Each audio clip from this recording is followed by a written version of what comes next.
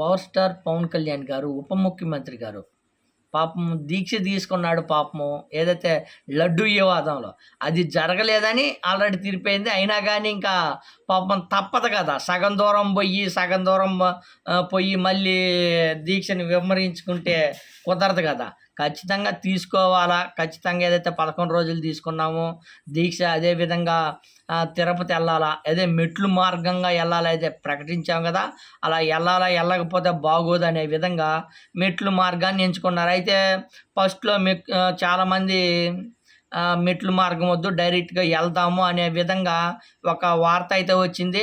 ఆ వార్త వచ్చి రాగానే విపరీతంగా ప్రచారం చేశారు. ఎందుకు మీరు ప్రకటించారు, ఎందుకు మెట్లు మార్గం నుంచి వెళ్ళలేకపోయారు అని విపరీతంగా విమర్శలు వచ్చాయి. ఇంకా తప్పదురా స్వామి, ఈ దెబ్బకి తట్టుకోలేము, మనమేమో అప్పుడేమో సవాలు విసిరితిమి, సనాతన ధర్మాన్ని కాపాడుతాము, సనాతన ధర్మం కోసం ప్రాణాలు ఇస్తామని చెప్తిమి.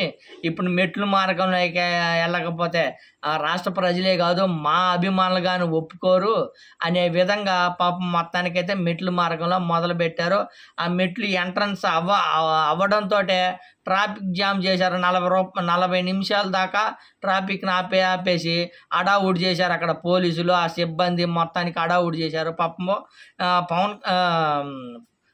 పవన్ కళ్యాణ్ గారు కొంచెం ముందుకు నడుచుకుంటా వెళ్ళి ఒక 10-15 నిమిషాలు 20 నిమిషాల లోపే పాపం అలిసిపోయి కూర్చున్నాడు. అది కూర్చోవడం ఎలా అంటే పాపము ఇంకా దేవుడా, నాకు నిజంగా దేవుడు కానొచ్చాడు, ఇంకా ఈ మెట్లు నేను ఎక్కుతానే ఎక్కనా అన్నట్టుగా సొమ్మ చిల్లి పడిపోయినట్ట. ఇలా ఆ మెట్ల మీద మనం కూర్చుంటాం కదా, అట్లా పట్టుకొని ఎలాడిపోవటము, అలా కూర్చోపోవడం. నిజంగా పవన్ కళ్యాణ్ గారు నిజంగా స్టామినా శక్తి లేదట్టుంది, సొమ్మజిల్లి పడిపోయినట్టుగా పడిపోయాడనే చెప్పుకోవచ్చు. అదే గతంలో ఇదే అనుభవం వేరే ఒక అతను నేను తిరుపతి వెళ్ళాము. తిరుపతి వెళ్తే మేము అసలు ఎక్కడ ఆగిందే లేదు, సమ్మన పైకి వెళ్ళాము, ఎక్కడ ఆగకుండా అంత ఫాస్ట్గా వెళ్ళిపోయాము. ఏంది స్వామి ఇంత శక్తి, అసలు ఏంటి, అసలు ఎక్కలేము అనుకున్నాము, ఎక్కిపోయాము అని. పైపెచ్చి ఇంకోటి ఏంటంటే తిరుపతి మెట్లు మహిమ ఎంత అద్భుతం అంటే, పైకి ఎక్కేమో మామూలుగా విడిగా నడిచామనుకో కాళ్ళు అంత నొప్పులు ఎంతైనా ఉండేది. కానీ తిరుపతి మెట్లు ఎక్కిన తర్వాత నువ్వు దర్శనానికి పోతావు కదా, ఒక్క నిమిషంగా నొప్పులు ఉండవు, అసలు నువ్వు నడిచినట్టుగా కానీ అనిపించదు. అది తిరుపతి దేవస్థానం, తిరుమల వెంకటేశ్వర స్వామి పుణ్యం అనుకొని చెప్పుకోవచ్చు. మరి పవన్ కళ్యాణ్ గారికి సనాతన ధర్మాన్ని కాపాడే అంత పుణ్యాత్ముడికి మరి అలిసిపోయి సొలిసిపోయి పడిపోయి అల్లాడిపోయి మరి ఆయనకి ఆ పాపం ఏంది మరి పాపము.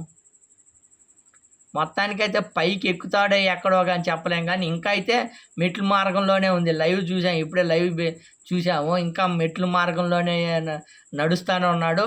పైపెచ్చు ఆయనకి తగ్గ ఆయన చుట్టూ లేదు ఒక 40 మంది దాకా ఉన్నారు సెక్యూరిటీ గార్డులు అయితేమి, మిగతా వాళ్ళు అయితేమి. పాపం పవన్ కళ్యాణ్ గారు నడుస్తుంటేనే విషనికారతో ఇరుస్తుంది. ఇలా స్టామినా లేదు. నాగార్జున మిగతా హీరోలాగా ఏదైతే నాగార్జున గారు కానీ మహేష్ బాబు గారు లాగా కానీ ఏంటి ఆ స్టామినా అయితే పవన్ కళ్యాణ్ గారు దగ్గర లేదన్నట్టు స్పష్టంగా అయిపోయింది.